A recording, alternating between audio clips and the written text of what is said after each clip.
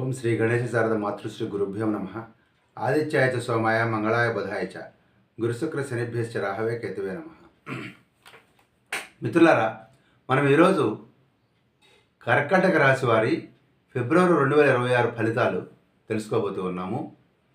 కర్కాటక రాశి వారు అంటే పునర్వసు 4వ పాదం వాళ్ళు, పుష్యమి 1, 2, 3, 4 పాదాల వాళ్ళు, ఆశ్లేష 1, 2, 3, 4 పాదాల వాళ్ళు, వీళ్ళందరూ కూడాను కర్కాటక రాశి కిందకు వస్తారు.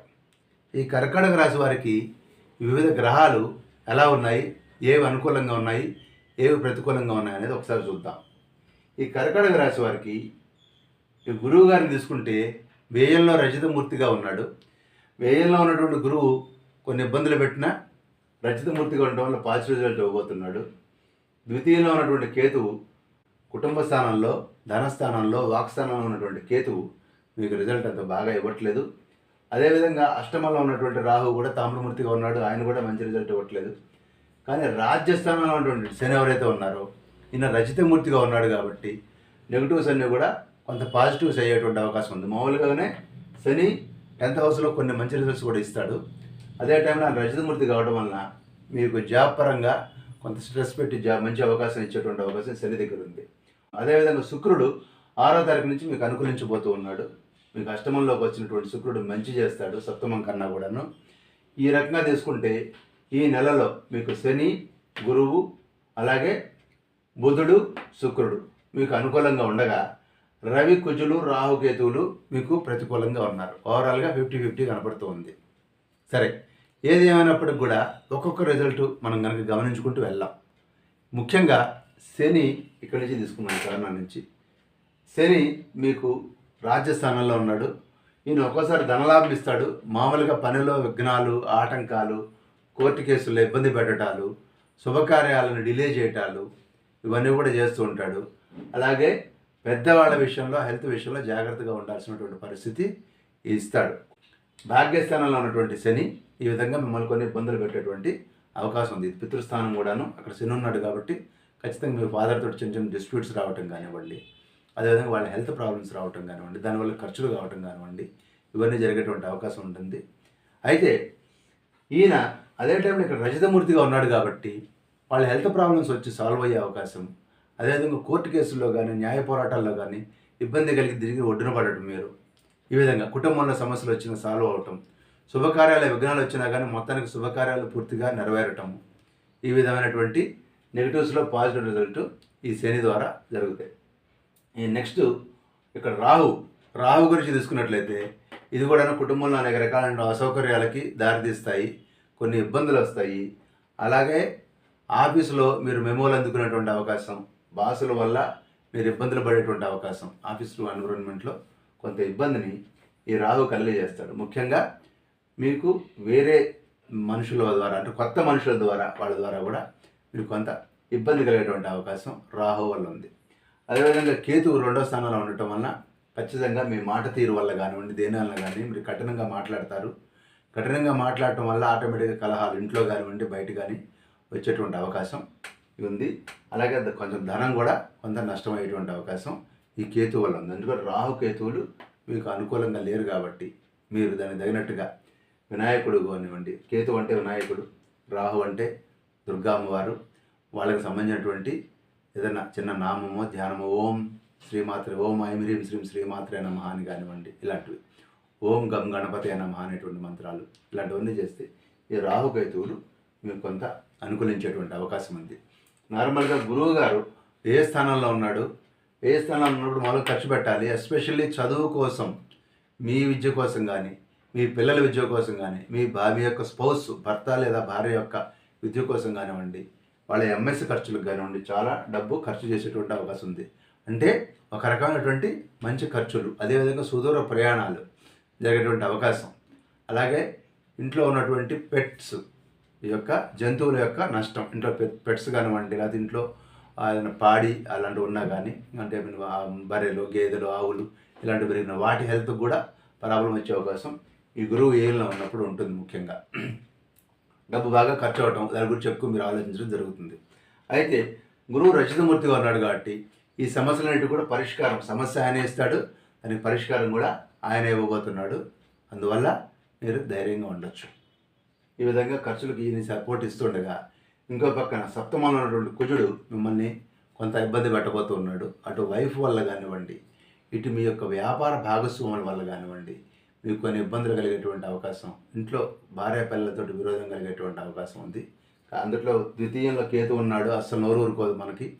సో ఈ నోటి సమస్యల వల్ల అనేక రకాల సమస్యలకి మూలం అవుతుంది. కాబట్టి కాస్త ఇప్పుడే కాదు, రాబోయే రోజుల్లో కూడా ఈ రాశివారు వారి నోటిని కొంత అదుపులో పెట్టుకోవటం చాలా ఇంపార్టెంట్. అలాగే ఐ ప్రాబ్లమ్స్ వస్తాయి కుజుడు వల్ల, సప్తమంలో ఉన్నటువంటి కుజుడు వల్ల. అలాగే హెల్త్ ప్రాబ్లమ్స్, ముఖ్యంగా కళ్ళు, పొట్ట సంబంధించినటువంటి లేదా మూత్రకోశాలకు సంబంధించినటువంటి వ్యాధులు, యూరిన్ ఇన్ఫెక్షన్, ఇలాంటివన్నీ కూడా కుజుడు మిమ్మల్ని ఇబ్బంది పెట్టేటువంటి అవకాశం ఉంది. అనవసరమైనటువంటి ఆర్గ్యుమెంట్స్, అర్థం పర్థమైన డిస్కషన్స్లో కూడా ఈ కుజుడు మిమ్మల్ని తీసుకెళ్తాడు. ఇక్కడ కేతు కూడా మీకు సపోర్ట్ ఇస్తాడు. అందువల్ల చాలా కంట్రోల్గా ఉండండి. వీలైనంత వరకు మాట్లాడకుండా నవ్వుతూ వినండి. ఎవరైనా మాట్లాడుతున్న కాంట్రవర్షియల్ టాపిక్స్ మీరు గబగబా దూరిపోయి నాకు తెలుసు కదా, సగం తెలుసు కదా అని దూరకండి. కామ్గా వినండి. ఇక రవి ఉండటం, సప్తమంలో ఉండటం కూడా ఈ యొక్క స్పోర్ట్స్కి సంబంధించినటువంటి ఇబ్బంది, తిప్పట, ప్రయాణాల్లో అని కొంచెం నష్టం కలిగేటువంటి అవకాశం. ఈ రవి కుజులు ఇద్దరు కూడా మిమ్మల్ని కుదురుగా ఉండనివ్వరు, ఇబ్బంది పెడతారు. అంతేగాని మరో పక్కన శుక్రుడు కూడా సేమ్ ప్రాబ్లం ఇస్తాడు. అందువల్ల ఖచ్చితంగా మీకు ఈ మంత్ యూరినరీ ఇన్ఫెక్షన్ వచ్చే అవకాశం ఉంది. వాటర్ ఎక్కువ తాగండి, మంచి ఫుడ్ తీసుకోండి. ఓకే, ముఖ్యంగా మూత్రకోశాలకు సంబంధించినటువంటి జాగ్రత్తలు తీసుకోండి. ఓకే, అలాగే మీ స్పౌస్ తోటి కూడా అనవసరంగా ఎక్కువ మాట్లాడి గొడవలు పెట్టుకోకుండా మౌనం వహించండి. అదే టైంలో మీకు బుధుడు ఇక్కడ కొంచెం మీకు 4వ తారీఖు వరకు కొంత హెల్ప్ చేస్తాడు. ఆ తర్వాత వచ్చేసరికి బుధుడు కూడా షిఫ్ట్ అవ్వబోతున్నాడు. ఆ తర్వాత ఆయన కూడా బాగుండడు. కాబట్టి ఎస్పెషల్లీ 4వ తారీఖు తర్వాత ఇంకా అలర్ట్గా ఉండాలి, మీ ఫ్యామిలీలో గొడవ రాకుండా ఉండటం కోసం. ఇప్పుడు 4వ తారీఖు వరకు మాత్రం ఈ బుధుడి వల్ల సంతానం వల్ల సుఖమైనటువంటి జీవితము, పుత్రలాభము, అలాగే మీకు మీ బెయిల్కి సంబంధించినటువంటి విషయాల్లో మీకు మంచి విజయాలు కూడా కలుగుతాయి 4వ తారీఖు వరకు. 4వ తారీఖు నుంచి బుధుడు కూడా నెగిటివ్గా వెళ్తున్నాడు. సో దట్ 4వ తారీఖు నుంచి మీరు ఈ నెలంతా కూడా మీరు శుభ్రంగా నవగ్రహ స్తోత్రం చేయడం మంచిది. అన్ని గ్రహాలు మీకు ఏవి కూడా చెప్పాను కదా, ఒక గురువు గారు, శని గారు వాళ్ళు రజితమూర్తిలో ఉండటం వల్ల మీకు జరిగే బెనిఫిట్లే తప్ప పొజిషన్ ప్రకారం తీసుకున్నట్లయితే ఏ గ్రహం కూడా మీకు అనుకూలంగా లేదు. నా ఒపీనియన్ ప్రకారం ఈ నెలలో మీరు సాధ్యమైనంత వరకు మాట అదుపు, కామ్గా మీ పని మీరు చేసుకుపోవడం తప్ప కొత్త కొత్త పనులు పెట్టుకొని అవి సక్సెస్ కాలేదని బాధపడటం వల్ల ఉపయోగం లేదు. మీరు సిస్టమ్ ఏం ఇస్తుందో, ప్రకృతి మీకు ఏమి రిజల్ట్ ఇవ్వబోతుందో దానికోసం మీరు వెయిట్ చేయటం మంచిది తప్ప మీరు విపరీతమైన ప్రయత్నపూర్వకంగా గందరగోళానికి లోనయ్యి పెద్ద పెద్ద వెంచర్స్ మాత్రం దయచేసి చేయకుండా ఉంటే మంచిది. నెల రోజులు, ఎస్పెషల్లీ ఫిబ్రవరి నెలలో తస్మాత్ జాగ్రత్త. అదేవిధంగా 6వ తారీఖు నుంచి మీకు శుక్రుడు ఒక్కడే అనుకూలించబోతున్నాడు మీ యొక్క జాతకంలో. సరే, గురువు శని గురించి ఇంతకుముందు చెప్పేశాను.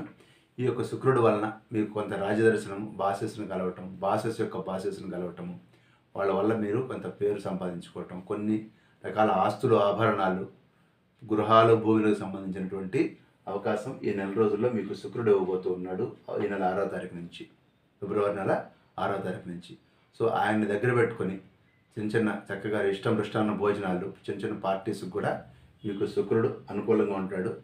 అయితే మిగతా గ్రహాలను వ్యతిరేకంగా ఉండడం వల్ల మానసికంగా కొంచెం చికాకుగా ఉంటుంది, ఖర్చులు అవుతుంటాయి. అదే టైంలో శుక్రుడు నేను చెప్పాను కదా, ఈ యొక్క మంచి ఖర్చుల కోసం శుక్రుడు మిమ్మల్ని ఏం చేస్తున్నాడు, ఎటు తిరిగి ఖర్చు ఉంది కదా, ఒక మంచి ఖర్చు చేయి, అమ్మాయికి ఒక నెక్లెస్ కొనిపెట్టు, మీ పాపకి ఒక ఉంగరం కొనిపెట్టు అని చెప్తుంటాడు ఈ శుక్రుడు ఈ నెలలో. అలాంటిది ఏదైనా ఉంటే ఖర్చు పెట్టేసేయండి. ఎందుకంటే ఖర్చు వచ్చినప్పుడు మీరు దాన్ని దాచుదామని చూస్తే ఎట్లాగైనా ఖర్చు అయిపోతుంది. దాని బదులు శుక్రుడు మీకు హెల్ప్ చేస్తున్నాడు కాబట్టి బంగారు ఆభరణాల కోసం, వాటి కోసం మీరు ఆ బంగారు ఆభరణాల కోసమో, ఇంటి కోసమో, స్థలం కోసమో ఖర్చు పెట్టాలనుకుంటే ఖర్చు పెట్టేసేయండి. అది మీకు ఉపయోగకరంగా ఉంటుంది.